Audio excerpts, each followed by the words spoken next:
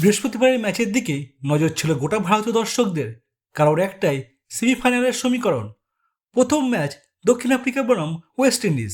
এই ম্যাচটি ভারতের জন্য ছিল ভীষণ গুরুত্বপূর্ণ, কারণ যদি ওয়েস্ট ইন্ডিজ জিতে যেত তাহলে পয়েন্ট টেবিলে 3 দলের সমান পয়েন্ট হওয়ার সম্ভাবনা তৈরি হতো, আর তখন পুরো হিসাবে দাঁড়াতো নেট রানেটের উপর। আর সেখানেই ছিল ভারতের দুশ্চিন্তা।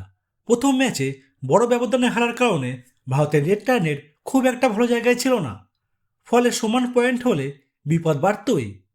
ওয়েস্ট ইন্ডিজ যখন 83 রানে 7 উইকেট হারিয়ে চাপে ছিল, মনে হচ্ছিল ম্যাচ একপেশে হতে চলেছে। কিন্তু টি-20 মানেই অনিশ্চয়তা। সেখান থেকে ঘুরে দাঁড়িয়ে 176 রান তুলে ফেলে ক্যারিবিয়ানরা। আর তখনই ভারতের সমর্থকদের মনে প্রশ্ন জাগে, এই রান যদি দক্ষিণ আফ্রিকা তাড়া করতে না পারে তাহলে কি হবে? কিন্তু সাউথ আফ্রিকা কোনো রকম নাটকের সুযোগ দিল না। দাপটের সঙ্গে ব্যাট করে 9 উইকেট হাতে রেখে মাত্র 16.1 ওভারেই লক্ষ্য ছুঁয়ে ফেলল। এর ফলে ভারতের সামনে সমীকরণ হয়ে গেল অনেক সহজ। এবার দ্বিতীয় ম্যাচ ভারত বনাম জিম্বাবুয়ে।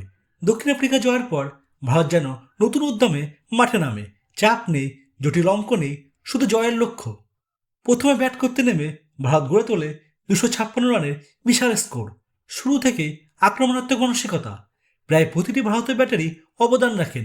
বিশেষ করে অভিষেক শর্মার রানে ফেরা ছিল দলের জন্য বড় ইতিবাচক দিক। টপ অর্ডার ভিত্তি তৈরি করে, মিডল অর্ডার গতি বাড়ায়, আর শেষের দিকে ফিনিশিং, পুরো ইনিংসটাই ছিল পরিকল্পিত। জিম্বাবুয়ে চেষ্টা করেছিল লড়াই করার। তারা শেষ পর্যন্ত 184 রান তোলে। ভারত জয় পায় 72 রানে। তবে একটা বিষয় চোখে পড়েছে, এই ম্যাচে ভারতের বোলিং পুরোপুরি নিখুঁত ছিল না। কিছু ওভারে বাড়তি রান খরচ হয়েছে। সেমিফাইনালের আগে এই জায়গায় উন্নতি জরুরি। এই দুই ম্যাচ মিলে বদলে গেল পুরো গ্রুপের ছবি। যেখানে কয়েক ঘন্টা আগেও ছিল নেট রানেটের জটিল সমীকরণ, সেখানে এখন ভারতের হাতে নিজেদের ভাগ্য। এখন চোখ পরের ম্যাচে ভারত যদি ওয়েস্ট ইন্ডিজকে হারিয়ে দেয় তাহলে সেমিফাইনাল নিশ্চিত হয়ে যাবে। বৃহস্পতিবার শুধু দুটো ম্যাচ হয়নি, বদলে গেছে সেমিফাইনালের অঙ্ক। এখন প্রশ্ন একটাই, ভারত কি সেই সুযোগ পুরোপুরি কাজে লাগাতে পারবে? রবিবার কি ওয়েস্ট ইন্ডিজকে হারিয়ে সেমিফাইনাল নিশ্চিত করবে? আপনার মতামত কমেন্ট করে জানান। ভিডিওটি ভালো লাগলে লাইক, শেয়ার এবং সাবস্ক্রাইব করতে ভুলবেন না। দেখা হবে পরবর্তী ভিডিওতে। ধন্যবাদ।